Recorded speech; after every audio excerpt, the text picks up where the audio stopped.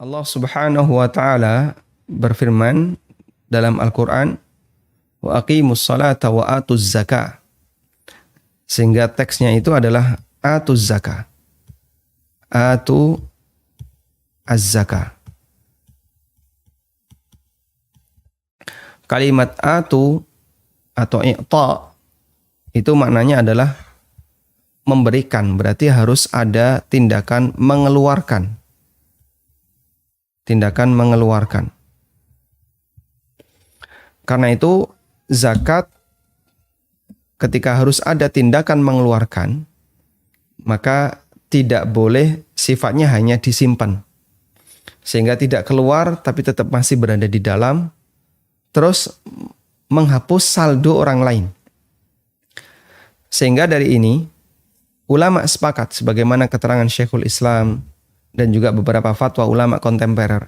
Ulama sepakat, kalau ada kasus A memberi utang kepada B. Misalnya senilai 1 juta. Misalnya senilai 1 juta. Lalu A mau bayar zakat. B ini orang miskin. Bayar zakat 1 juta ke sini. Zakat.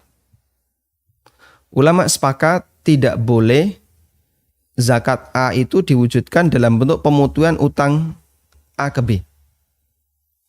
Sehingga A menyampaikan, B, gini aja, utangmu sudah lunas. Sudah terbayarkan dengan zakat saya.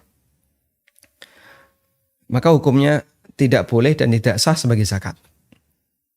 Sehingga di sini A tidak mengeluarkan sesuatu ya. Hakikatnya A tidak mengeluarkan uang. Sehingga dia tidak disebut wa atuz zakah, tidak disebut telah mengamalkan perintah Allah atuz zakah, menunaikan zakat. Yang diperbolehkan adalah A tetap memberikan 1 juta kepada B. Baik dia ngomong maupun tidak ngomong bebas. B, ini saya kasih 1 juta. Loh, B bilang, Pak, utang saya belum lunas. Nggak apa-apa, ini untuk kamu. Nah, terus setelah itu B melunasi utangnya ke si A. Kalau begitu Pak, ini saya nyicil dulu Pak ya.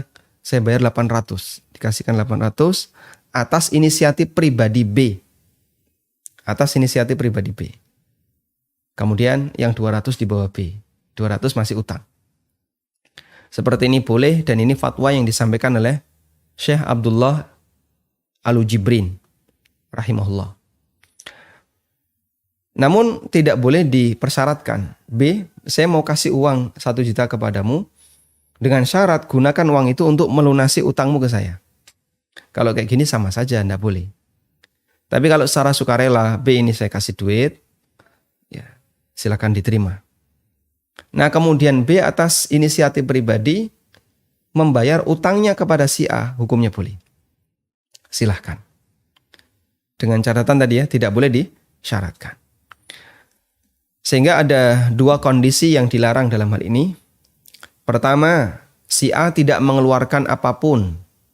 Lalu dia bilang kepada B, utangmu sudah lunas. Kamu sudah nggak perlu bayar lagi. Sudah tertutupi. Ini nggak boleh. Berarti si A tidak mengeluarkan zakat.